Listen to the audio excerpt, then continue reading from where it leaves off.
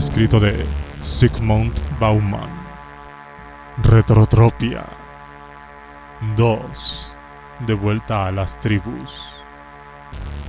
Si los estados llegan algún día a ser como vecindarios grandes, es probable que los vecindarios normales se conviertan en pequeños estados. Sus miembros se organizarán para defender su política y su cultura local frente a los forasteros. Históricamente hablando, los vecindarios se han convertido en comunidades cerradas y localistas, siempre que el estado se ha abierto. Esa era la conclusión retrospectiva que Michel Walzer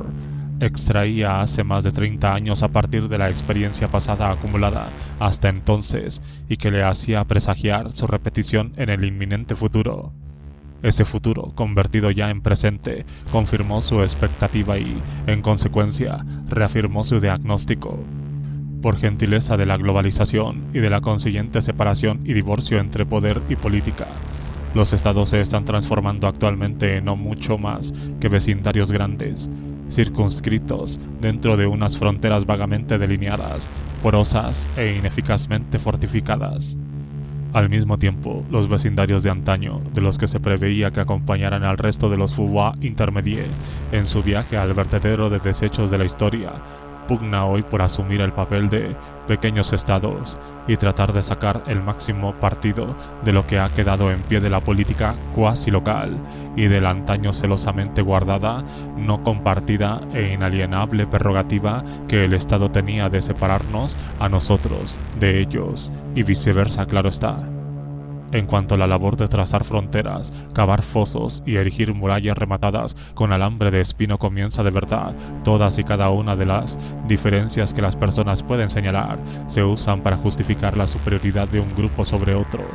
Los amantes de las armas de fuego se creen superiores a los detractores de estas porque aman las armas, y los detractores de las armas de fuego se consideran superiores a los amantes de esas armas precisamente porque las detestan. ¿Por qué las diferencias entre grupos de población se reducen siempre a una relación de inferior-superior? El motivo es el tribalismo, y el propósito de la tribu es determinar a quién apoyar y a quién matar. Los términos seleccionados para que la discusión esté planteada como si pendiera sobre el filo de una navaja y se mantenga así todo el tiempo, tiende a ser crudos e intransigentes. Puede que ocurra ocasionalmente alguna conciliación de diferencias, alguna hibridación o alguna consolidación, pero muy rara vez serán intencionadas y, con menor frecuencia aún, deseadas. Planteadas las cosas sobre tan cortante divisoria, la fragmentadora, separadora, disyuntiva de o lo uno o lo otro, se vuelve tan obvia en sí misma como obligatoria y queda excluida la posibilidad del esto y lo otro.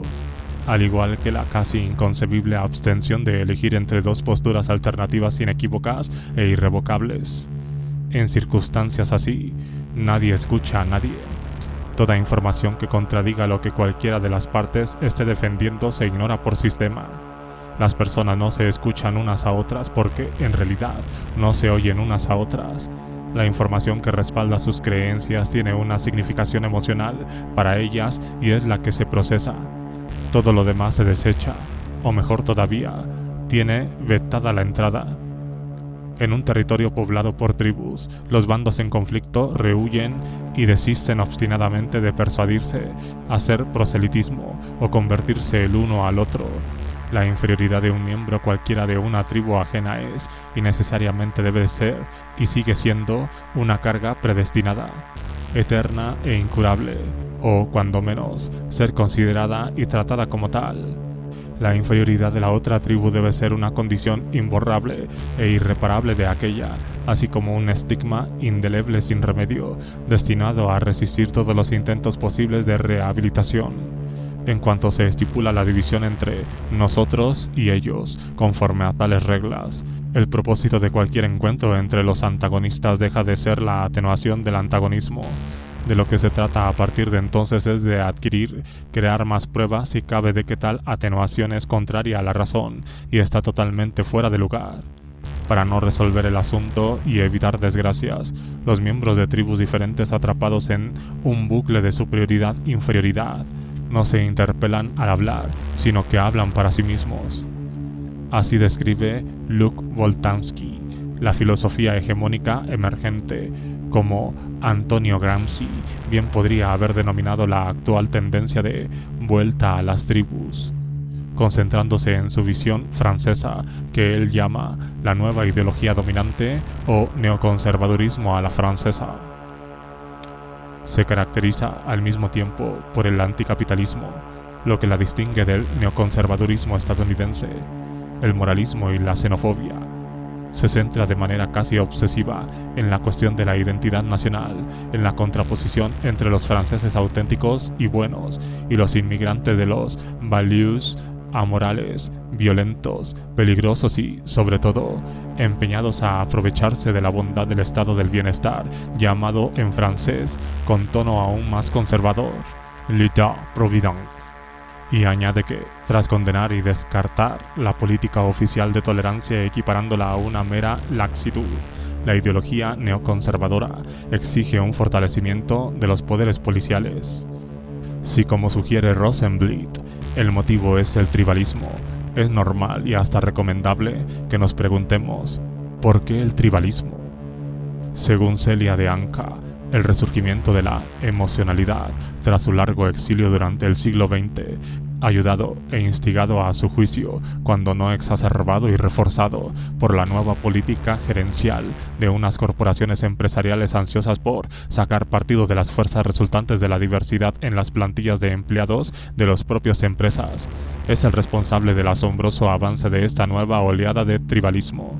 El principal cambio de paradigma del que somos testigos es la transición desde un anhelo de independencia con respecto a una sociedad formada por comunidades hacia un anhelo de pertenencia a una sociedad formada por individuos.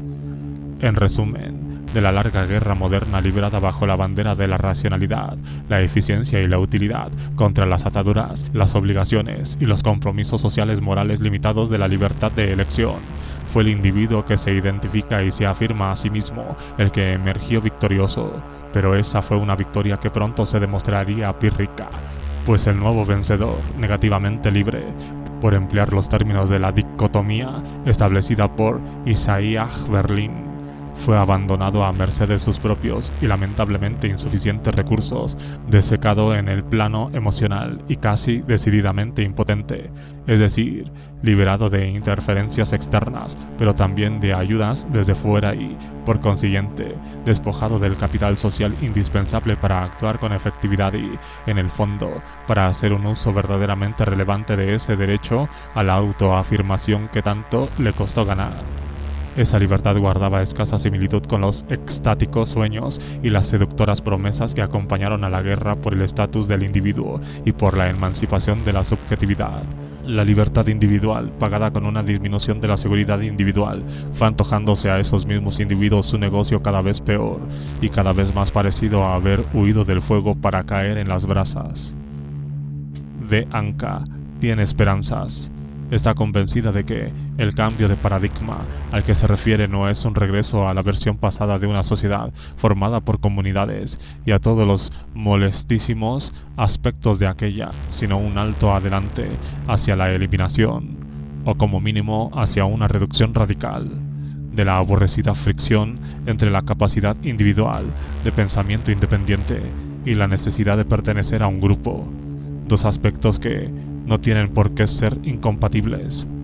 No sería tanto, pues, regresar al tribalismo como ir más allá del tribalismo, o mejor dicho, más allá del dilema entre tribalismo y antitribalismo, hacia nuevas formas de etnicidad que ofrezcan la sensación de pertenecer por completo a una comunidad sin perder la conciencia individual.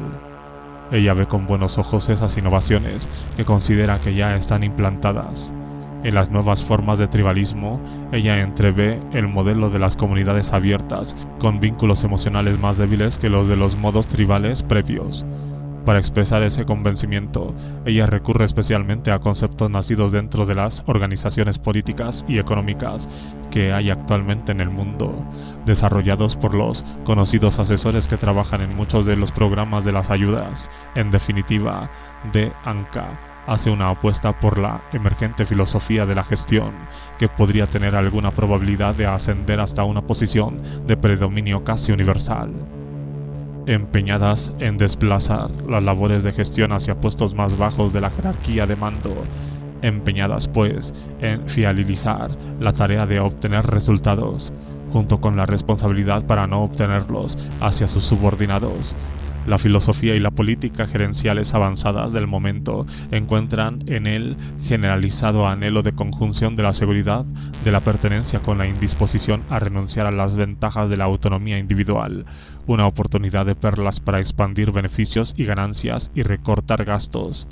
En la actual versión de la neolengua gerencial, la internacionalmente nebulosa y poco definida idea de una comunidad abierta funciona principalmente como fachada para la práctica de la discapacitación vendida bajo la marca de la capacitación. Las idiosincrasias personales, los apegos y las alegrías emocionales, las simpatías y las antipatías, las preferencias y las repulsiones, los gustos y las aversiones, es decir, todas aquellas cualidades, motivaciones e inclinaciones individuales no en serie que antaño habían que dejar en el guardarropa de la entrada a la fábrica o al edificio de oficinas, son hoy no ya permitidas y toleradas dentro de esas dependencias, sino incluso vivamente invitadas a entrar y a quedarse en ellas, amén de efusivamente elogiadas y vigorosamente alentadas en todos aquellos que ya han sido admitidos o aspiran a hacerlo.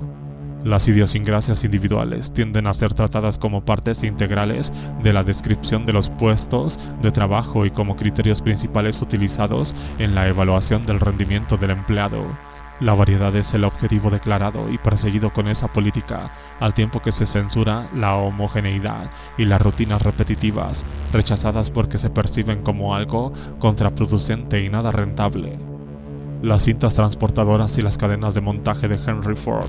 y las mediciones de tiempos y movimiento de Frederick Taylor han desaparecido, pero en su lugar, a los empleados que se conducen con instrucciones de convertirse y seguir siendo, amén de actuar como individuos, se les encarga la tarea internacionalmente vaga de encajar sus actos emprendidos y realizados de forma individual en la cadena de montaje de la rentabilidad de la empresa. Ese cambio capital en el estatus de ciertos rasgos que anteriormente había que eliminar del lugar de trabajo, o que, cuando menos, se tenía que reprimir durante la jornada laboral, pretende satisfacer a un tiempo las aspiraciones de autoafirmación de los empleados y su añoranza de la calidez emocional de la pertenencia, aunque ahora desde la postulación y la promesa de un reconocimiento y una aprobación de las elecciones individuales. Sin embargo, lo que todas esas modificaciones de nuestro mercado de trabajo y de nuestra situación laboral exhaustivamente desregulados aportan en la práctica es una obligación de contribuir al bienestar integral de la comunidad abierta, sin que exista ninguna garantía asociada de mutualidad ni, menos aún, seguro alguno contra el no estar a la altura de unos niveles de expectativa siempre insuficientemente definidos y dejados a la volátil discreción de una especie de versión gerencial de los tradicionales ancianos de la comunidad. Resumiendo, los ansiados beneficios de la pertenencia se desvanecen durante el proceso de construcción de la comunidad así definida, y para colmo, en vez de comprar un trabajo de una duración concreta y las aptitudes laborales relevantes de unos trabajadores para la labor concreta para cuya realización se los ha contratado, la empresa puede ahora alegar su derecho a aprovechar la totalidad del tiempo y la suma total de los activos de la personalidad del empleado, o incluso a esperar tácitamente de sus empleados que estén de servicio las 24 horas del día y los 365 días del año, sin que ese servicio haya llegado nunca a solicitarse de forma explícita ni, menos aún, haya sido especificado por escrito en un contrato. Ir más allá del tribalismo a base de conciliar lo inconciliable, consiguiendo y fusionando lo mejor de ambos mundos, es decir, de la comunidad y de la individualidad, se parece sospechosamente mucho al intento de los gerentes y de los directivos de hoy en día y de sus asesores de sacar partidos de los sentimientos y de la mentalidad de regreso a las tribus, extendidos entre las bases mismas de la sociedad actual. Sentimientos y mentalidad engendrados por factores arraigados muy lejos del alcance de los poderes de los directivos de la empresa. Se parece más a tal empeño que la utopía de una sociedad mejor que los nuevos filósofos y profesionales del arte gerencial imaginaron y a la que prometieron aspirar. En el 18 Brumario de Luis Bonaparte, Karl Marx explicó el misterio de las revoluciones que abren de una patada la puerta al futuro. Desconocido, no existente aún, no probado, nunca antes vivido y, por todos esos motivos, inexplorado y, en el mejor de los casos, solo vagamente adivinado. Ataviadas con réplicas hechas a medida de las viejas vestimentas originales guardadas en los museos, o con atuendos que copian a aquellos otros que vistieron en su momento, o que se cree que vistieron, los héroes del pasado que hoy se exhiben en forma de figuras de cera en el Museo de Madame Tussauds,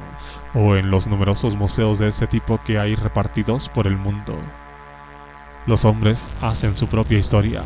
pero no la hacen a su libre arbitrio, bajo circunstancias elegidas por ellos mismos, sino bajo aquellas circunstancias con que se encuentra directamente, que existen y les ha sido legadas por el pasado. La tradición de todas las generaciones muertas oprime como una pesadilla el cerebro de los vivos, y cuando estos aparentan dedicarse precisamente a transformarse y a transformar las cosas, a crear algo nunca visto, en estas épocas de crisis revolucionaria, es precisamente cuando conjuran, temerosos en su auxilio los espíritus del pasado, toman prestados sus nombres, sus consignas de guerra, su ropaje, para con este disfraz de vejez venerable y este lenguaje prestado representar la nueva escena de la historia universal. Centrando su atención en la serie de levantamientos políticos franceses del siglo XIX, Marx desentrañaba así la lógica psicosocial encerrada en el hecho de que se recurra al pasado como ayuda para abrir al futuro las puertas del presente. Pero, por muy poco heroica que la sociedad burguesa sea, para traerla al mundo había sido necesario, sin embargo, el heroísmo, la abnegación, el terror, la guerra civil y las batallas de los pueblos. Y sus gladiadores encontraron en las tradiciones clásicamente severas de la República Romana los ideales y las formas artísticas, las ilusiones que necesitaban para ocultarse a sí mismos el contenido burguesamente limitado de sus lanchas y mantener su pasión a la altura de la gran tragedia histórica. En el fondo, la resurrección de la mentalidad tribal, brevemente descrita al inicio de este capítulo, se parece mucho a una respuesta pública más o menos espontánea a las que tan trascendentalmente como incoherentes transformaciones de las condiciones existenciales que, sumadas, hacen que lo que hoy se ve y se siente no sea menos país extraño, por emplear el memorable diagnóstico y título que David Lowenthal nos dio hace 30 años, de lo que, desde hace tiempo, es el pasado en nuestro mundo moderno tan rápidamente cambiante, notoriamente sorprendente y, como es bien sabido, obstinada y repetidamente desconcertante para quienes habitan en él, a quienes pilla siempre desprevenidos, sorprendiéndolos, desorientándolos y confundiéndolos. Ser un país extraño dejó de ser una cualidad particular y exclusiva del pasado y, como consecuencia de ello, la linde que separaba el pasado del presente se ha ido difuminando de manera progresiva y sus puestos fronterizos están ya casi abandonados del todo.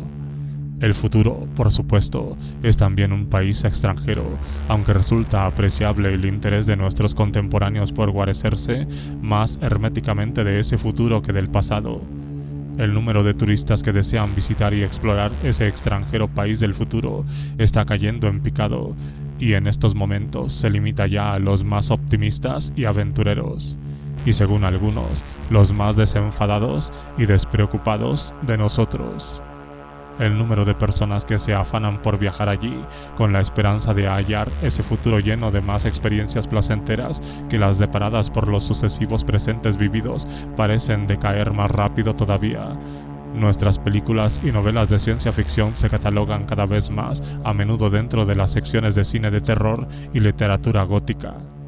En nuestro día tendemos a temer el futuro tras haber perdido confianza en nuestra capacidad colectiva para mitigar sus excesos, para hacerlo menos aterrador y repelente y de más fácil uso. Aquello que, por inercia, todavía denominamos progreso, evoca en la actualidad emociones opuestas a aquellas a las que Kant, cuando acuñó el término, pretendía apelar.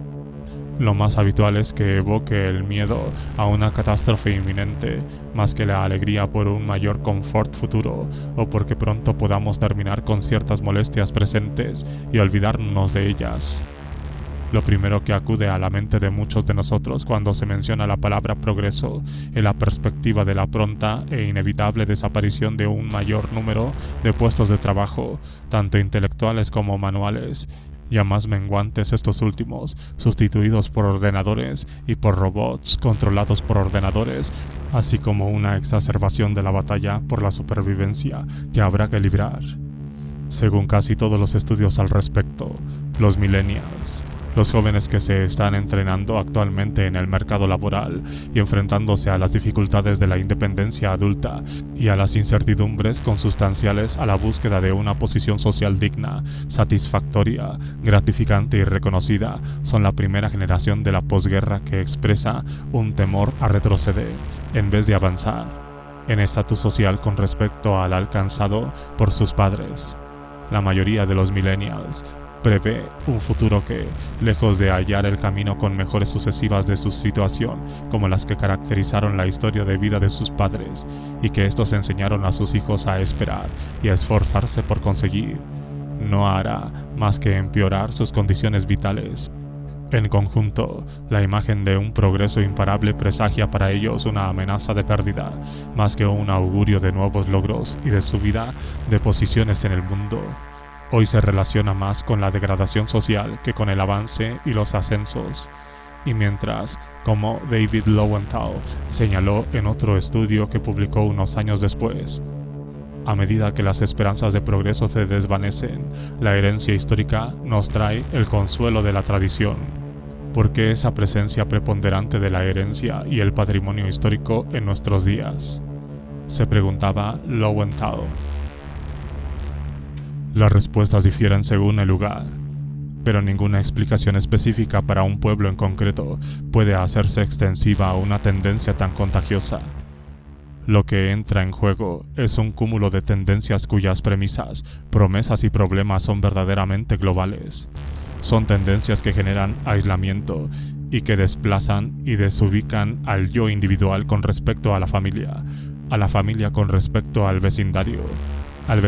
con respecto a la nación, e incluso a uno mismo con respecto a sus anteriores yoes individuales. Tales cambios son un reflejo de múltiples aspectos de la vida actual: el aumento de la longevidad, la disolución de la familia, la pérdida de entornos familiares, la aceleración de la obsolescencia, los genocidios y las migraciones en masa, y el miedo creciente a la tecnología. Erosionan expectativas acerca del futuro, acentúan la conciencia del pasado e infunden en millones de personas la sensación de que necesitan y se les debe una herencia histórica. Atribulados por la pérdida y el cambio, solo logramos mantener el rumbo aferrándonos a los restos de la estabilidad. Una vez que averiguamos eso, nos advierte Lowenthal, la ignorancia como la distancia hace que nos examinemos más críticamente esa herencia, pero la poca claridad y la ignorancia tienen otra virtud añadida: el pasado es más admirable como terreno de fe que de hechos. Como conclusión de su monumental y complejo estudio, Lowenthal sugiere que la rivalidad corta de mira es inherente a la naturaleza misma de la herencia. Insistir en que fuimos los primeros o los mejores, exaltar lo nuestro y excluir lo de otros, esa es la esencia de la herencia entendida como patrimonio histórico. El patrimonio histórico construye un orgullo y un propósitos colectivos, pero con ello magnifica también las distinciones entre los buenos, nosotros, y los malos, ellos. La fe, los artículos de consumo y la retórica relacionados con esa herencia inflaman la enemistad, sobre todo cuando parece que nuestro singular legado corre peligro. Esa arraigada miopía fomenta el conflicto, al tiempo que la ignorancia inhibe la reciprocidad. Obsesionados por nuestra herencia histórica, ciegos a la de los otros, no solo evitamos las comparaciones, sino que renunciamos a sus beneficios. Un vecindario repleto de extraños es una señal visible y tangible de la evaporación de las certezas y un síntoma de que las perspectivas vitales, así como el destino del hecho mismo de tratar de materializarlas, escapan a nuestro control. Los extraños representan todo lo que la vida tiene de evasivo,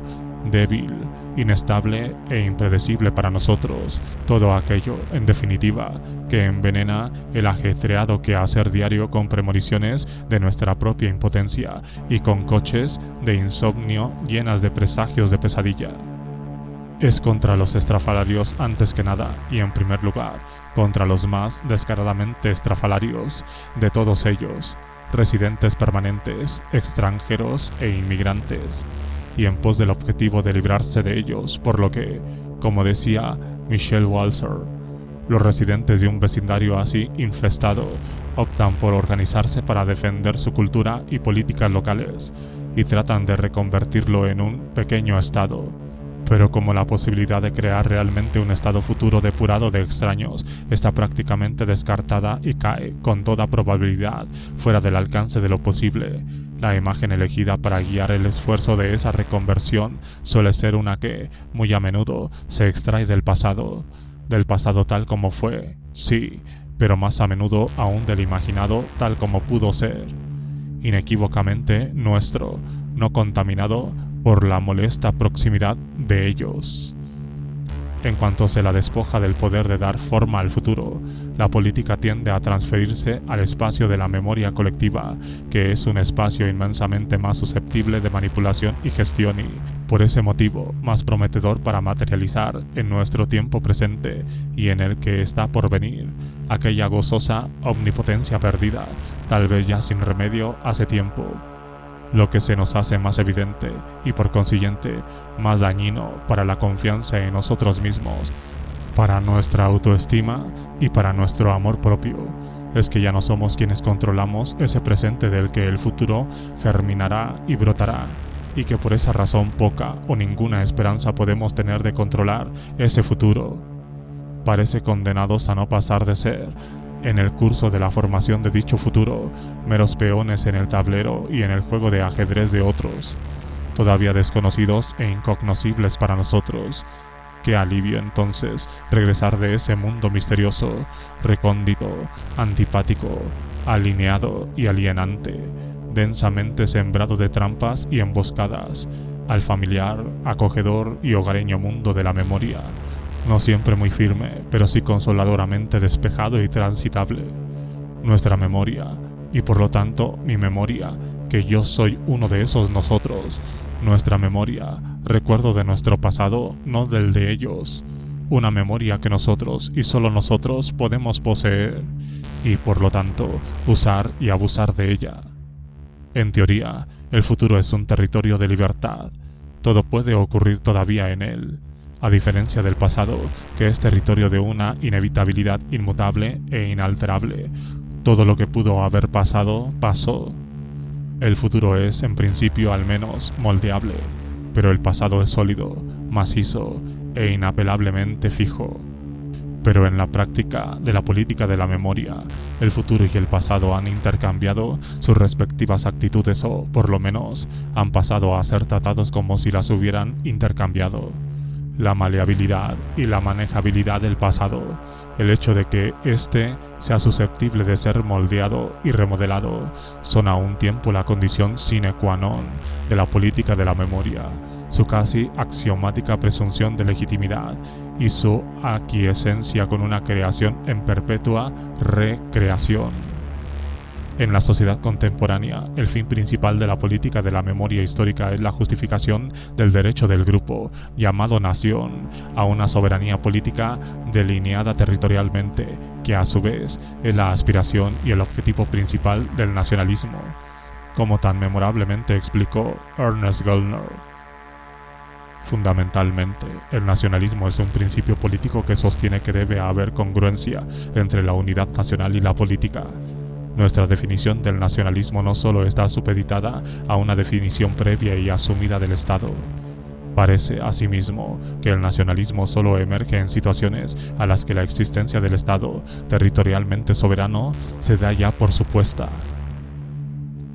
Él mismo añadía que el matrimonio formado por el Estado y nación es una contingencia histórica y no una ley de la naturaleza, aun cuando entre las funciones del nacionalismo esté el negar lo primero y afirmar lo segundo, e incrustar en el resultado final la idea de que un hombre debe tener una nacionalidad, como tiene una nariz y dos orejas.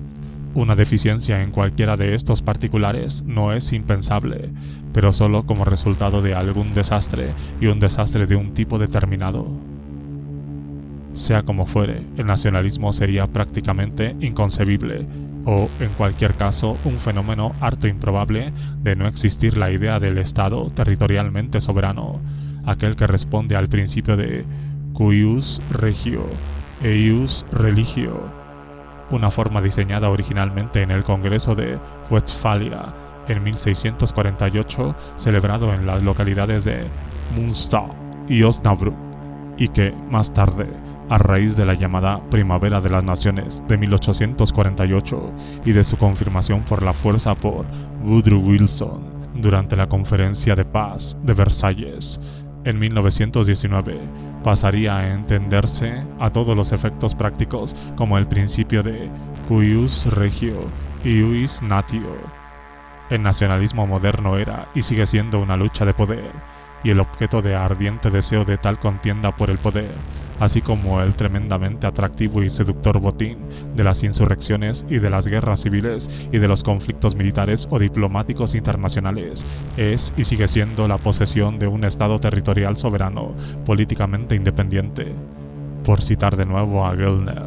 diremos en ese sentido que la nación es como una forma natural dada por Dios de clasificar a los hombres como un destino político inherente, aunque largamente aplazado, son un mito. Para bien o para mal, el nacionalismo, ese nacionalismo que en ocasiones toma culturas preexistentes y las convierte en naciones que en otras las inventan y que a menudo las elimina, es la realidad, y por lo general una realidad ineludible. Lo ineludible sintoniza bien con esa ávidamente deseada y echada en falta tierra firme bajo nuestros pies, zarandeados actualmente por el oleaje cruzado de mensajes que se falsean y se anulan unos a otros. En La multiplicación de los medios, un ensayo incluido en su versión inglesa en la compilación titulado Fading Fakes, Umberto Eco señalaba lo siguiente: lo que la radio y la televisión son hoy en día, si lo sabemos, una incontrolable pluralidad de mensajes que cada individuo usa para hacerse su propia composición a golpe de mando a distancia. Sin embargo, ¿qué es un medio de comunicación de masas hoy en día? Un programa de televisión lo es, sin duda, pero ¿acaso no lo es también el anuncio en prensa escrita?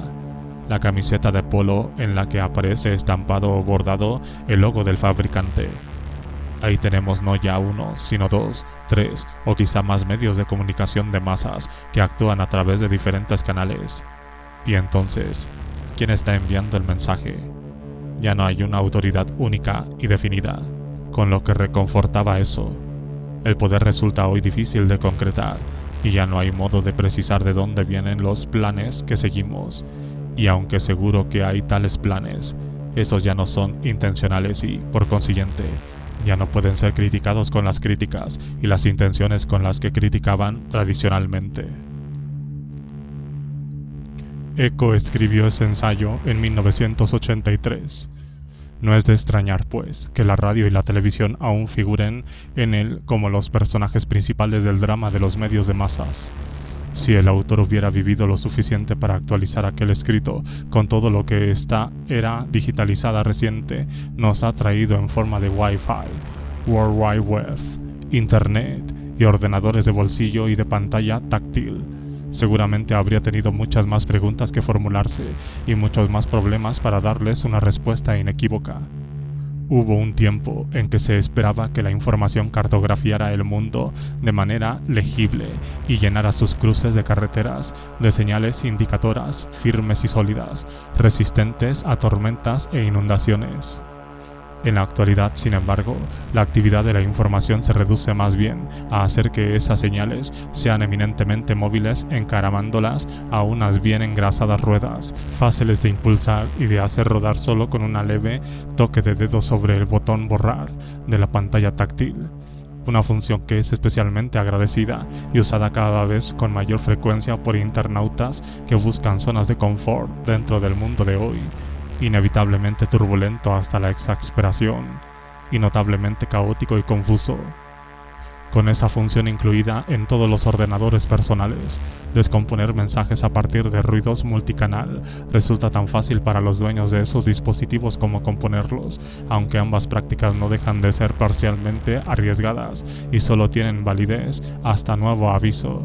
En un mundo equipado con tales funciones y dispositivos, los mapas introducidos en los navegadores por satélites necesitan actualizarse con creciente frecuencia y la mayoría de los conductores se arriesgan cada vez más a extraviarse por culpa de la escandalosa obsolescencia de sus sistemas de navegación. Lo paradójico del caso es que el pasado aporta un solar más cómodo y en muchos sentidos atractivo y tentador sobre el que edificar tales zonas de confort. Y digo paradójico porque, sobre el pasado, tenemos la creencia de que constituye una especie de almacén de irrevocables hechos consumados, entre los que se intercalan vacíos imposibles de llenar en retrospectiva. Y eso debería limitar seriamente, en principio, tanto la libertad de los constructores de mensajes como el número de opciones constructivas concebiblemente posibles. Si el constructor en cuestión tomara muy en serio y tratara de seguir de buena fe el mandamiento de Leopold von Ranke de estudiar los hechos del pasado tal como realmente ocurrieron, muchos de los retornados de esa época renunciarían sin duda a sus elecciones preferenciales. Peor aún, dada la imposibilidad práctica de completar las investigaciones historiográficas con arreglo a esa máxima de Ranke, y por lo tanto, dada la imposibilidad endémica de zanjar las querellas interpretativas, esos retornados podrían verse inducidos a abandonar la esperanza misma de construir una zona de confort mínimamente defendible a partir de los hechos del pasado. Sin embargo, es improbable que algo así suceda. Por el contrario, las irreductibles oscuridades del pasado, la multiplicidad de interpretaciones de las que toda selección de hechos pretéritos es susceptible, y el resultado carácter incompleto y polémico de cualquier intento de elaboración de un relato exhaustivo y coherente de esos hechos, tal como realmente ocurrieron, tal vez sea un irritante fastidio para cualquier historiador profesional. Pero son precisamente las ventajas que presenta el pasado de cara a atraer a personas que busquen trincheras defendibles para su fe. La irresolubilidad misma de los desacuerdos, la imposibilidad de someter los relatos a una prueba con la que contrastar definitivamente su verdad, permite que los fieles se aferren a su convicción, por muy grande que sea el peso de los argumentos planteados por sus antagonistas. En cuestiones de fe, la finalidad del debate no es la búsqueda de asentimientos, sino mostrar al adversario lo incurablemente sordo y ciego que es a los hechos y lo fatalmente adicto que se ha vuelto al prejuicio malicioso. Ese veredicto de malas intenciones hace que resulte superfluo probar la veracidad propia. Se desaconseja encarecidamente escuchar al adversario. Sentir empatía por este es un error fatal, casi suicida. Y cuando se debate contra el otro bando, no se usa su lenguaje, o eso es lo que George Lakoff, de quien Jeffrey Numberg, profesor de la Universidad de California, elogia la combinación de odio de lingüística para las sutilezas del lenguaje y comprensión de las complejidades de la política moderna que demuestra en la más reciente edición 2014 del conocido libro The All New Don't Think of an Elephant. El nuevo No pienses en un elefante, del propio Lakoff, una obra genial, según el Nobel de Economía George Akerlof. Aconseja a los actores actuales y a los aspirantes de la escena política o de los aledaños de esta, contrariamente a lo que reza un mito muy aceptado entre los actores políticos. Los usuarios de los canales de comunicación se cierran en banda a mensajes que se ajustan a su propio interés personal cuando estos proceden de emisores tildados a priori de pertenecer a la categoría de ellos, y que, como tales, están marcados a priori como enemigos nuestros. Escuchar esos mensajes sería traicionar nuestra identidad, con lo que nos arriesgaríamos a debilitar nuestra determinación y a socavar los cimientos mismos del mundo al que pertenecemos, nuestro mundo. Las personas no votan necesariamente en función de su interés particular, nos advierte Lakoff. Votan según su identidad, votan según sus valores, votan a aquellos candidatos con quienes se identifican. Puede que estos se correspondan también con su interés particular. Eso es algo que puede pasar. No digo que las personas no se preocupen nunca por su propio interés particular, pero votan según su identidad. Y si su identidad coincide con su interés particular, eso será lo que votarán. Es importante que esto se entienda. Si no lo entendemos, añade él, nos parece que los hechos tan pronto vienen como se van sin que nadie les haga caso ni los acepte como tales hechos. O cuando nos parece que incluso nos confunden. ¿Por qué iba nadie a decir algo así?, nos preguntamos. Entonces tildamos el hecho de irracionalidad, locura o estupidez, y hacemos extensivo ese calificativo a quienes lo hayan dicho, suponiendo que no llevarán ya ese calificativo encima antes de hablar. Otra explicación del increíble fenómeno del sacrificio del interés propio en aras de ese aferrarse a una identidad la aportó en su día Friedrich Nietzsche. No hay nada como el sentimiento hereditario de creerse un ser superior, con derechos superiores, para proporcionar la calma suficiente y dejar la conciencia tranquila.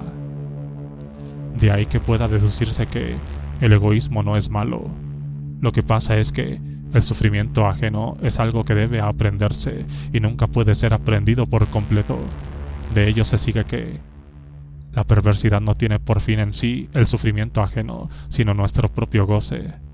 Todo ejemplo de encarnizamiento con el otro muestra qué placer experimentamos ejerciendo nuestro poder sobre la otra persona y obteniendo el agradable sentimiento de la superioridad propia.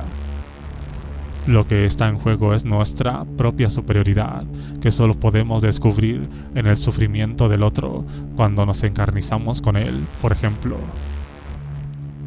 Pese a todos los elogios que merece por su excepcional sensibilidad para detectar las tendencias axiológicas subterráneas, premonitorias, embrionarias, incipientes y todavía carentes de forma definitiva en la cultura europea, occidental incluso, o global en cuanto a su potencial y a su proceso de llegar a ser, Nietzsche no llegó nunca a imaginarse, no podía haberse imaginado un mundo con Facebook, Twitter, MySpace o LinkedIn. Un mundo en el que los actos de creación o destrucción de vínculos interhumanos, de inclusión o de exclusión de otros en el Lebenswelt y en suma de trazado de las líneas del frente entre nosotros y ellos se han convertido en instantáneos y se han reducido al mínimo movimiento de un simple dedo. Se han vuelto accesibles a cualquiera y en cualquier momento. En un mundo así, las posibilidades de ejercer poder sobre la otra persona y con ello de propiciar ocasiones con las que obtener el agradable sentimiento de la superioridad propia son ilimitadas y prácticamente infinitas. Además, salen del terreno de la evaluación moral y van a parar al espacio de la estética que, como Kant bien indicó, es el campo de la experiencia desinteresada, no instrumental y autotélica. El papel principal, y con demasiada frecuencia único, asignado al otro o a los otros sobre quien rociamos nuestras esparciones, es el de saciar nuestra propia sed de superioridad. En el caso del vilipendio, la calumnia y la difamación digitalizados, el atractivo de tal método de búsqueda de autosatisfacción crece espectacularmente gracias a su anonimidad y a la imposibilidad en general de ilegalizarlo y al hecho de que, precisamente por ello, no se castigue. En una cultura en la que, como Lindy West informa en la edición de The New York Times del 11 de marzo de 2016, algunas personas creen que peor que ser racista es que las llamen racistas. Es normal que muchos individuos reciban esa función digitalizada como un regalo del cielo. Durante una de las numerosas concentraciones multitudinarias de entusiastas seguidores de Donald Trump, una tal señora Kemper, enfadada, apasionada e incrédula, confesaba: «Yo creo que es mejor que este país recupere algunos de aquellos valores con los que crecieron mis padres y mis abuelos antes que ellos. Sea lo que sea que esté mal, ellos podrían guiarnos para señalárnoslo y revelárnoslos. Al ser expresadas de viva voz, en público, sin rodeos, a cara descubierta y sin ayuda de otro dispositivo que un trivial micrófono, toda una serie de ideas que se habían ido preconizando y preparando semi-clandestinamente en la intimidad de la conversación de un teléfono inteligente o de la pantalla de una tableta dieron la vuelta definitiva a la llave que abrió la puerta a que el señor Trump se granjeara el cariño de la nación cyberformateada. El señor Trump no es más que un espécimen más, aunque destaque por su espectacularidad y su notoriedad de la amplia y creciente categoría de políticos de la ira, que el profesor de Harvard Danny Roderick sugirió en el título mismo de un artículo publicado en Social Europe. Los conflictos entre una economía hiperglobalizada y la cohesión social son muy reales, comenta Roderick. Dos tipos de grieta política se ven agravados en ese proceso. Una división por identidad que gira en torno a la nacionalidad, la etnia o la religión, y otra por renta centrada en la clase social. El atractivo de los populistas proviene de una u otra de esas categorías. En ambos casos existe un otro sobre el que enfocar las iras. El atractivo de los populistas radica en que da voz a la ira de los excluidos. En semejantes circunstancias no hay mejor manera de asegurar el éxito de los populistas que poner al fuego y hacer bullir permanentemente el caldero de la ira. La ira de los excluidos y los abandonados es una veta excepcionalmente fructífera de la que extraer carretadas y carretadas de capital político. Y dado que las alusiones que se pretenden favorecer con ese capital tienden a ser engañosas y no pocas veces peligrosas, son mínimas o nulas las probabilidades de que los cargamentos que se extraen de esa veta vayan a agotarse en un futuro más o menos cercano, como los cadáveres incinerados en los crematorios de Auschwitz o Treblinka. El mineral extraído de esa veta no precisa de combustible adicional. La ira, mantenida constantemente al fuego, se suministra su propio calor. En cualquier caso, para muchas de las personas degradadas y abandonadas en este mundo marcado por un abismo creciente entre la élite global que flota libre de un lado a otro del planeta y los lugareños que viven fijados al suelo, personas enfadadas y horrorizadas, puesto que no pueden evitar estar ante la perspectiva de la exclusión, todas esas políticas devueltas a las tribus, con sus correspondientes llamamientos a levantar muros, compactar fronteras y extraditar a los residentes extranjeros, auguran, como ya sugirió Vadim Nikitin, refugio y compasión en vez de odio y división.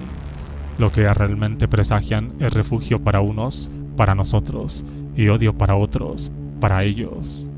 La liberación y el rigor, unidos a las prácticas crudas e implacables, puras y duras, que caracterizan a las tribus, se nos presentan bajo la máscara de la protección o la salvaguarda de las comunidades. Y las comunidades, como la seguridad que tan tentadora y engañosamente prometen, son marcos de referencia o frames, por usar la terminología de Lakoff, de dos caras. En una llevan pintado el rostro sonriente de la libertad, pero la otra, triste y sombría, es la de la amenaza de la degradación y la exclusión. Lo que la metáfora de la seguridad entendida como contención, mantener a los malhechores fuera, nos trae a la mente, según Lakoff, es una serie de ideas como asegurar nuestras fronteras, mantenerlos a ellos y sus armas fuera de nuestros aeropuertos o desplegar agentes armados en los aviones. La mayoría de los expertos opinan más bien que todas esas medidas están condenadas a la ineficacia. Cualquier terrorista inteligente puede penetrar cualquier sistema de seguridad, pero en lo que las impresiones y creencias populares de los autóctonos y no de los no nativos respecta, esas opiniones expertas poco importan. Lo que sí importa, sin embargo, es el poder que ese frame o marco de referencia ejerce sobre nuestras actividades mentales. Los marcos son estructuras mentales que dan forma a nuestro modo de ver el mundo. Por consiguiente, conforman los objetivos que perseguimos, los planes que elaboramos, nuestra forma de actuar y lo que consideramos un buen o un mal resultado de nuestras acciones. y lo que el marco de referencia de la comunidad conforme esa visión del mundo y de nuestro modo de ser en el mundo que liga estrechamente integración y separación, lo acogedor del hogar y lo inhóspito del exterior, la cordialidad de dentro y el distanciamiento, la suspicacia y la vigilancia de fuera. Esa visión y ese modo tiene hoy su epítome en el fenómeno del nacionalismo. Anthony Smith, ampliamente reconocido como la máxima autoridad británica en el tema de las naciones y el nacionalismo, se pregunta: ¿por qué los fuegos del nacionalismo feroz se han reavivado cuando aún no han pasado ni 40 años desde que creímos que se habían consumido en el Götterdämmerung del Tercer Reich? Y comenta a ese respecto que los fuegos del nacionalismo nunca se extinguieron, solo los tapó temporalmente de nuestra vista nuestro propio sentimiento de culpa al advertir cuáles habían sido sus horrorosas consecuencias. El nacionalismo étnico sobrevivió, incluso en Occidente, bajo una fina pátina protectora de socialdemocracia y liberalismo. Smith deduce de ello que la nación y el nacionalismo siguen siendo la única base realista de una sociedad libre de estados en el mundo moderno.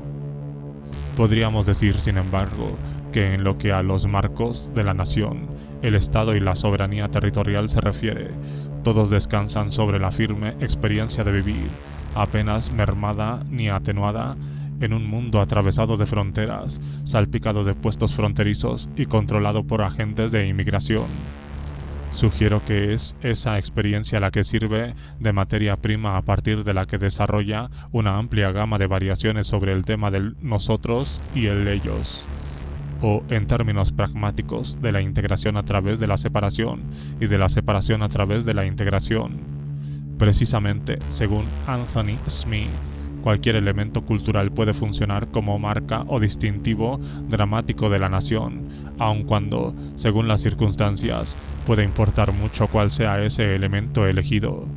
De hecho, algunos estudiosos del tema han llegado incluso a negar que sea posible concretar una doctrina del nacionalismo mínimamente coherente, aunque Smith dista mucho de opinar así. De todos modos, según él, el único rasgo común a todos los nacionalismos es un movimiento ideológico de consecución y preservación de una autonomía, una unidad y una identidad en nombre de una población que algunos de sus miembros consideran que constituye una nación. En su Magnum Opus, aquí citado, Smith menciona el gran antropólogo noruego Fredrik Barth en una sola ocasión. En concreto, en un capítulo dedicado a las que él considera falacias modernistas en la aproximación al estudio de la cuestión nacional.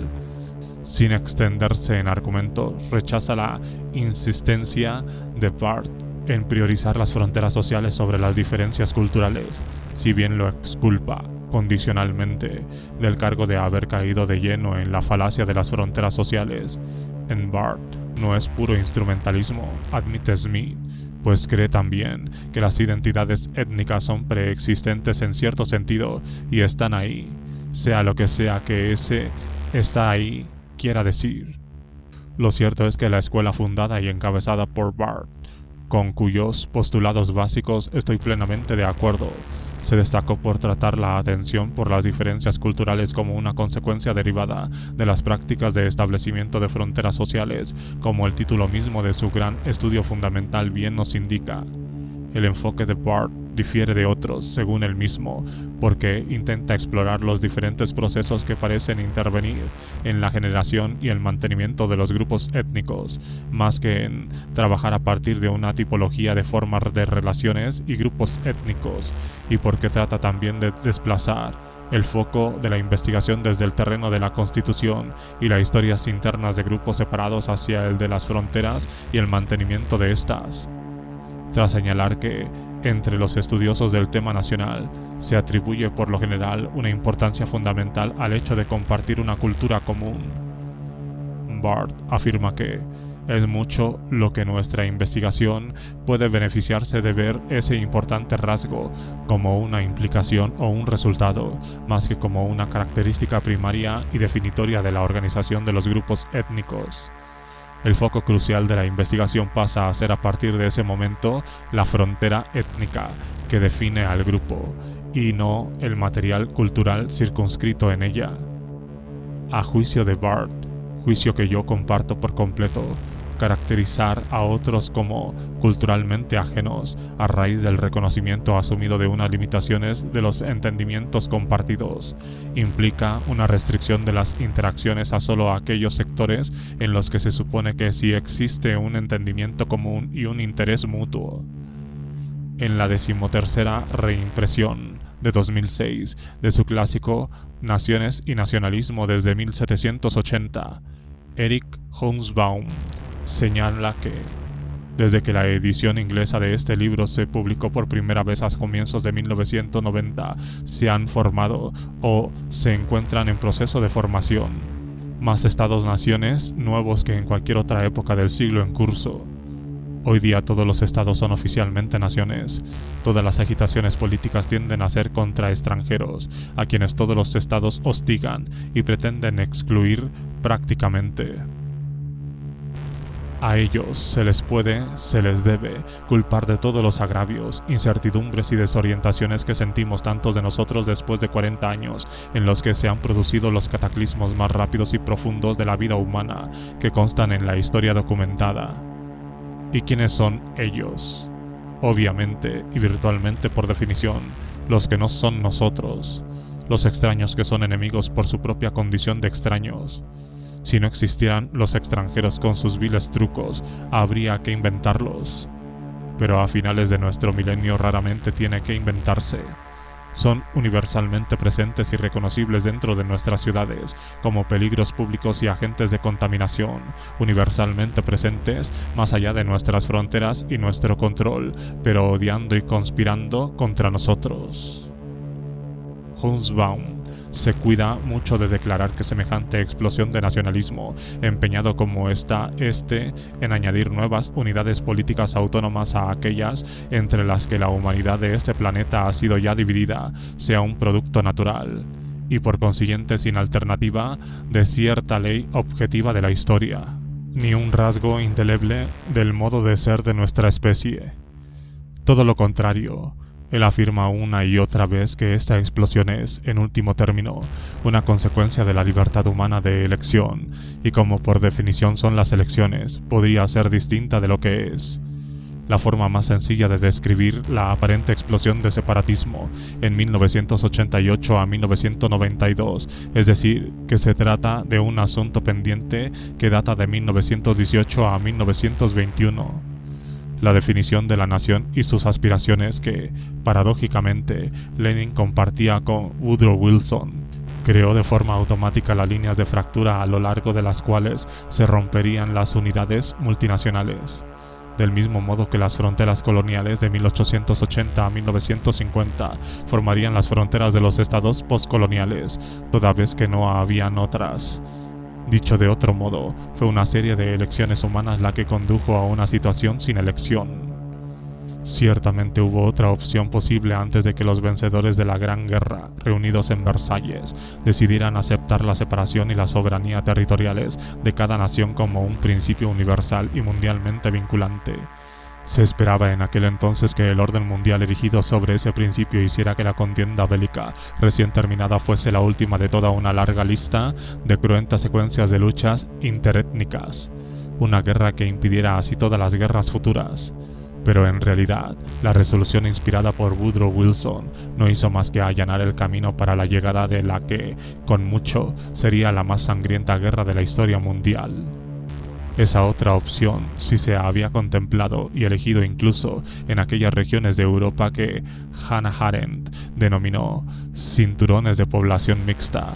Durante siglos, abundantes categorías étnicas, religiosas y lingüísticas convinieron allí en estrecha proximidad, entremezcladas. De hecho, si se hubiera aplicado allí desde un principio la forma de Versalles, a raíz de la paz de Westfalia de 1648, por ejemplo, no habría estado nada claro cuál de las numerosas lenguas, religiones o tradiciones culturales étnicas encarnadas en un determinado territorio debería haberse erigido en el estándar obligatorio para toda la población de la nueva unidad política así creada. lo más probable habría sido que cualquier proyecto de ese tipo hubiese sido motivo de enconado cuestionamiento y disputa. Citemos de nuevo a Ernst Gellner y su estudio Naciones y Nacionalismo. Muy a menudo se habla de la fuerza del nacionalismo. Esto constituye un error importante, aunque se puede entender sin mucha dificultad desde el momento en que allí donde ha echado raíces ha tendido a imponerse fácilmente sobre otras ideologías modernas. Sin embargo, la clave para entender el nacionalismo es, más que su fortaleza, su debilidad. Que no ladrara el perro fue lo que proporcionó a Sherlock Holmes la pista decisiva. La cantidad de nacionalismos potenciales que no han ladrado es, de lejos, mucho mayor que la de aquellos que lo han hecho, pese a que hayan sido estos los que hayan captado toda nuestra atención. En el cálculo aproximado que hacía Gellner, a ese respecto le daba tan solo un nacionalismo real por cada 10 potenciales. Por cada nacionalismo efectivo hay N potenciales, que no activan su nacionalismo potencial, que ni siquiera lo intentan. Ahora bien, vale la pena comentar que, más de 3 décadas después de aquel cálculo de Gellner, el valor de N no ha disminuido lo más mínimo, y esto es algo que puede decirse de todas las regiones del mundo, aunque con ritmos diferentes en cada una de ellas. Y es que, a medida que la globalización y la interdependencia han ido convirtiendo paulatinamente, pero sistemáticamente también la totalidad, o, cuando menos, una inmensa mayoría, de las soberanías territoriales, en una vana ilusión, los criterios utilizados para otorgar el derecho a la separación política territorial se han ido haciendo de manera igualmente paulatina y sistemática menos exigentes a cada paso, una circunstancia esta que constituye en sí misma uno de los más poderosos factores impulsadores de las tendencias de vuelta a las tribus. En uno de los más prominentes cinturones de población mixta se ubicaba el Imperio Austrohúngaro, y fue allí donde se probó y se difundió a conciencia la ya mencionada opción alternativa, sobre todo entre los círculos del sector socialdemócrata del espectro político. Esa alternativa consistía en dotar de autonomía cultural, que no de territorial ni política estatal, a las etnias. A muy grandes trazos diríamos que la opción en cuestión separa el problema nacional del territorial, pues asocia el primero a un llamado principio de personalidad, por el que se entiende que la identificación nacional es una cuestión de elección personal individual y no de asignación administrativa por parte del Estado. La más representativa de la serie de publicaciones en las que se defendió esa opción fue seguramente el libro de Otto Bauer, La cuestión de las nacionalidades y la socialdemocracia, 1979, publicado originalmente en alemán en 1907. De todos modos, la proliferación de nuevas divisiones territorialmente separadas que comparten, no obstante, una misma propensión a ser contra extranjeros, no es ni mucho menos un fenómeno nuevo. Fue incluso reseñado en su momento por George Simmel, a quien Hobsbawm cita. En el seno de ciertos grupos, puede incluso sea una nuestra sabiduría política encargarse de que haya algunos enemigos con el fin de que la unidad de los miembros sea efectiva y para que el grupo siga siendo consciente de que esta unidad es su interés vital. De hecho, a medida que los 3 pies, militar, económico y cultural, del trípode de la soberanía sobre las que se sostiene la soberanía política del Estado-nación territorial, van siendo castigados, diluidos y desgastados por el creciente oleaje de la globalización de las finanzas, el comercio de mercancías y la información, podría hacer que aquella fuera la única sabiduría política que busque, encuentre y aplique un creciente número de líderes políticos en ejercicio o aspirantes que tengan poco que ofrecer a sus electores, salvo cierta conciencia de una unidad arraigada en un pasado distante y oscuro, pero estentóreamente confirmado por las taimadas argucias y los complots deshonestos tramados por ellos. Los residentes extranjeros, los forasteros, los extraños que se agolpan en nuestras puertas e incluso viven entre nosotros. Como ya intenté explicar en una entrevista con Brand Evans para el foro The Stone, The New York Times, Cuando él me preguntó si yo pensaba que la actual crisis de los refugiados que afecta a Europa representa un nuevo capítulo en la historia de las huidas ante las persecuciones, o si lo que allí sucede es algo distinto. Se trata de un nuevo capítulo más, sin duda, aunque, como acostumbraba a pasar con los capítulos sucesivos de cualquier cosa, siempre hay algo que se añade al contenido de sus predecesores. Las migraciones no son ninguna novedad en la era moderna en general. Tampoco son un hecho esporádico provocado por una concatenación de circunstancias única y extraordinaria. Constituyen en realidad un efecto regular y constante de modo de vida moderno, con su permanente obsesión por la construcción de un orden y por el progreso económico, dos cualidades que son, por sus consecuencias, verdades fábricas de personas superfluas, personas inempleables o intolerables en el lugar en que viven y que por ello se ven forzadas a buscar refugio o unas oportunidades de vida más prometedoras lejos de sus hogares. Es cierto que los itinerarios predominantes de los migrantes han ido cambiando en función de cómo se ha ido difundiendo el modo de vida moderno desde Europa, lugar de origen de ese modo de vida, hacia el resto del mundo. Mientras Europa era el único continente moderno del planeta, no cesó de arrojar su excedente de población superflua sobre otras tierras todavía premodernas en forma de colonos, soldados o funcionarios coloniales. Se calcula que hasta un total de 60 millones de europeos abandonaron Europa para instalarse en América, África o Australia durante el momento de máximo apogeo del imperialismo colonial.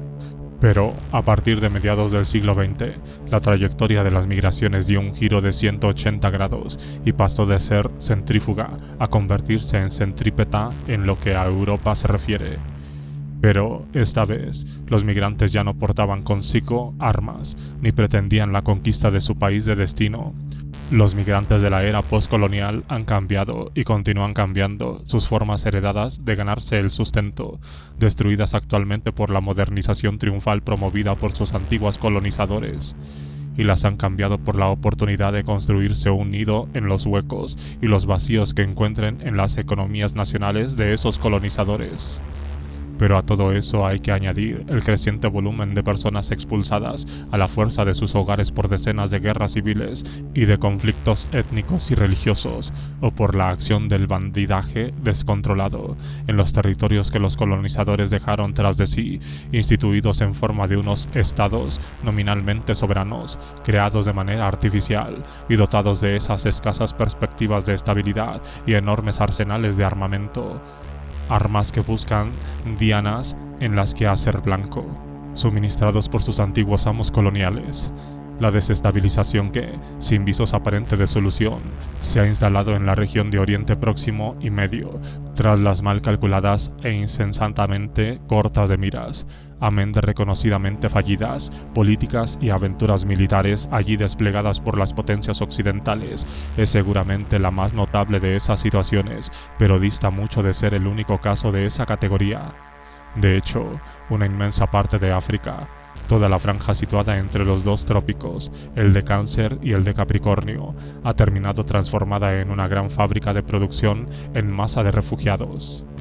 Michel Aguirre, el más destacado investigador de la naturaleza y las consecuencias de la migración masiva, advierte que las estimaciones actuales auguran 1.000 millones de personas desplazadas en los próximos 40 años. Tras la globalización de los capitales, las mercancías y las imágenes, ha llegado ya la hora de la globalización de la humanidad. Pero los desplazados son personas sin plaza propia, sin lugar que reclamar como legítimamente suyo, tal como recuerda Aguirre. El viaje en sí, emprendido sin que se tenga muy claro cuál será el puerto de llegada, hace que el no lugar termine siendo su lugar por una duración indefinida. Por así decirlo, esas personas carecen de un sitio en el mundo compartido. Pero estos no lugares de refugiados, como son por ejemplo las estaciones de ferrocarril de Roma y Milán, o el Parque Central de Belgrado, están aquí, en nuestros vecindarios. Los de esos, nosotros, afortunados nativos, que tenemos la libertad de viajar por elección y no forzados por las embestidas del infortunio. Hallarse cara a cara con tales no lugares, en vez de verlos desde una distancia segura por las pantallas de los televisores, es una experiencia impactante. Introduce en nuestra propia casa, literalmente, la turbulencia mundial, con todos sus particulares demonios. La globalización, con todos sus desagradables efectos secundarios, deja de ser algo que se queda fuera y pasa a estar aquí mismo, en la calle en la que vivimos, o en otras muchas por las que tenemos que pasar de camino al trabajo o al colegio de nuestros hijos. La cuestión, sin embargo, es que no tenemos mayores probabilidades de escudarnos eficazmente del infortunio global, aislándonos dentro de la ansiada seguridad del territorio nacional, que de evitar las consecuencias de una guerra nuclear ocultándonos en un refugio familiar. Los problemas globales requieren soluciones igualmente globales. Nada más podrá quitárnoslos de encima. Dicho lisa y llanamente, dejar que el problema se encone con la esperanza de que lo haga en otra parte del mundo y no en nuestras propias calles no va a servir de nada. El remedio radical y definitivo está fuera del alcance de un país en solitario, por grande y poderoso que éste sea, e incluso de un conjunto de ellos como la Unión Europea. Da igual que confinemos a los migrantes dentro de campamentos construidos en Europa, África o Asia, o que dejemos que desaparezcan en las aguas del Mediterráneo o del Pacífico. En último término, las tribus, tanto si las consideramos algo primigenio o primitivo, como les parecían a quienes desde las élites intelectuales promovían las naciones, o en el mismo sentido en que a Marx se le antojaba utópicos, los socialistas de la vieja escuela, es decir, como el resultado de siglos de autoengaño que ya va siendo hora que revisemos y replanteemos a partir de una buena crítica científica, como si las consideramos elaboraciones disfrazadas bajo el atavio nuevo y mejorado, por racionalizado, de las naciones, son producto de la necesidad humana, demasiado humana, de reducir la incomprensible y, por consiguiente, paralizante complejidad de la condición existencial humana común a una dimensión abarcable e inteligible para nosotros y nuestros sentidos, una que resulta lógica. Desde el nacimiento de la especie humana, esta reducción se ha acompañado de una división del mundo de las personas entre nosotros y ellos, quienes están dentro del universo de obligación moral y quienes quedan situados fuera de él. Como sugirió Levinas, tal división fue, y es muy posible que siga siendo, una parte indispensable del continuo esfuerzo por hacer de ese modo de ser y estar en sociedad, que se apoya en la responsabilidad absoluta por el otro, el principio y el ansia que subyace a toda la coexistencia humana. Las divisiones son herramientas necesarias para esa tarea desde el momento en el que el principio de la responsabilidad absoluta e incondicional por todas las demás personas es uno a la altura de la cual solo pueden estar los santos, no las criaturas que, como la mayoría de nosotros, lejos de estar envueltos en semejante aura de santidad, probablemente y tal vez hasta seguro, seguiremos estando ahí mientras dure el proceso. Hasta ahora, son dos los procesos paralelos que han influido en los meandros que han ido trazando los giros y las vueltas de la mencionada tarea. 1. El crecimiento cuantitativo del volumen del nosotros, desde los tiempos de las hordas de cazadores, recolectores hasta las actuales totalidades imaginadas que abarcan los estados-nación. El otro, el proceso civilizador, la suavización de las costumbres dentro de ese hábitat del nosotros en constante expansión, forzado de ese modo a admitir, adoptar y absorber a un imparable número creciente de extraños, dirigido a sustituir el impulso del rechazo, la beligerancia instintiva y la hostilidad absoluta hacia los extranjeros por la desatención cortés o por la guerra exclusivamente verbal, simbólica. Esas presiones no lograron, sin embargo, variar un ápice las reglas del milenario juego del nosotros contra ellos. La actual afluencia masiva de extranjeros, que está muy lejos todavía de haberse terminado y que, con toda probabilidad, no disminuirá, sino que aumentará, nos ha tomado tan desprevenidos como estaban aquellas tribus a las que tanto nos esforzamos por regresar. En The New York Times, del 14 de enero, Roger Cohen nos recuerda que, entre 1880 y 1924,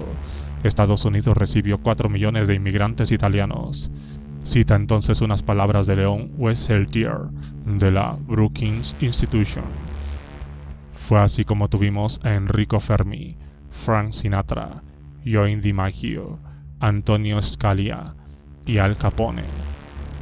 ¿Quién en su sano juicio insinuaría que la inmigración italiana no fue una verdadera bendición para nuestro país? Cohen añade: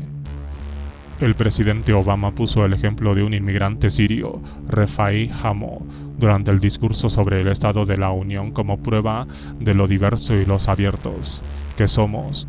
pero en vista del grado de apertura que Estados Unidos ha ofrecido a los refugiados sirios durante los casi ya 5 años de una guerra que ha arrebatado la vida a 250.000 de personas, toda esa coreografía política bien podría entrar en la categoría de la más hiriente desfachatez. Estados Unidos aceptó durante ese quinquenio a unos 2.500 refugiados sirios, aproximadamente el 0,06% de los 4.4 millones que huyeron de su país. Así pues, más honor a la verdad se habría hecho poniendo a Hamo como símbolo de lo cerrada que se ha vuelto la mentalidad estadounidense, un cierre que, me permito añadir, es en sí muy adecuado para ser citado como prueba de nuestra acelerada carrera de regreso a las tribus. Unos días antes, el 8 de enero, el mismo diario daba en su editorial la siguiente información: desde Año Nuevo, la Administración Federal ha estado enviando agentes a domicilios particulares para dar un escarmiento a los infractores y defender el principio de la seguridad de las fronteras. Un presidente que ha hablado tan conmovedoramente de las muertes violentas de niños por armas de fuego aquí, en este país, ha asumido también la labor de enviar a madres e hijos de vuelta a los países más mortíferos de nuestro hemisferio: Honduras, Guatemala y El Salvador, en viaje solo de ida. Madres e hijos, por cierto, que no representan amenaza alguna, presente ni imaginable, para nuestra seguridad. Pese a los muchos cambios históricos acaecidos, pues la propensión y el impulso a dividir a los seres humanos, tanto a los más distantes e inaccesibles como a los que están a nuestro alcance, entre nosotros y ellos, han pervivido indemnes, por mucho que las pautas de conducta que esa propensión y ese impulso potencian puedan haber variado, mientras que la humanidad siga siendo un fantasma, un ente inintangible, mental y pragmáticamente inasimilable. Recordemos el ácido diagnóstico de Ulrich Beck, cuando determinó que el estado de nuestra conciencia cosmopolita iba muy a la saga de la realidad del cosmopolitismo de nuestra vida actual. La búsqueda de identidad, es decir, plegarse a las presiones internas y externas que nos insta a localizar y fijar nuestra propia posición en ese mundo poblado por otros, así como la necesidad de someter nuestra elección al reconocimiento y la aprobación de otros, continuará requiriendo de un punto de referencia parecido frente a disimil, pertenencia frente a extranjería, o en definitiva, nosotros frente a ellos. Son y amenazan con continuar siendo durante mucho tiempo herramientas indispensables en la tarea de la propia identificación personal. Para que existamos nosotros, también tiene que existir ellos, los que no son nosotros, o tenemos que invocarlos o, si no hay más remedio, inventarlos. Como, desde luego, se presentan, se inventan, se designan o se imaginan en todas y cada una de las versiones o fases de ese proceso identitario. El número creciente, al menos de algunos, de los grupos con los que las personas tienden a identificarse y contra las que se identifican, así como la moderación, la civilización de las interacciones dentro de cada grupo, o cuando menos de las que se dan entre algunos de sus miembros, son meramente cambios en cantidad, no en calidad, en la forma, no en la función. En el caso de las tribus, como en el de las naciones, la identidad, tanto la que se elige conscientemente como la que se nos lega tácita y pasivamente, y que asumimos al nacer, trae consigo unos requisitos de una gran dureza. La pertenencia tendía a ser una especie de cuestión de vida o muerte, innegociable e ilimitada. Sacrificar mi vida por el bien del grupo era un principio tan consustancial al modo de vida característico de las tribus como luego sería prueba máxima de pertenecer en el caso de las totalidades imaginadas de los estados-nación. Esas formaciones modernas que conservaron aquel principio en particular al tiempo que rehusaban y rechazaban otra infinidad de elementos de la herencia de aquel pasado tribal al que renunciaron por completo.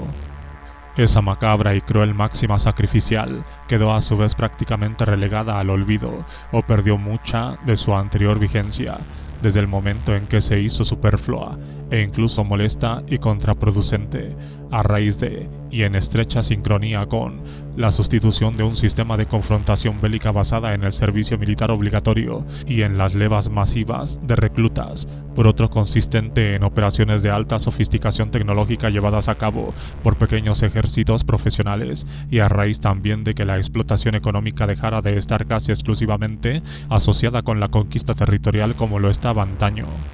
Pero el relato de todo ese episodio de alejamiento respecto a las tribus, y más aún el del actual proceso de vuelta a las tribus, todavía en marcha, estarían gravemente incompletos si la reciente revolución cultural informático-digital no se incluyera entre sus imágenes más relevantes. Por sí misma, la entrada de la informática digital en la vida cotidiana de un amplio y rápidamente creciente sector de la humanidad no es más que un nuevo capítulo en la historia de la tecnología.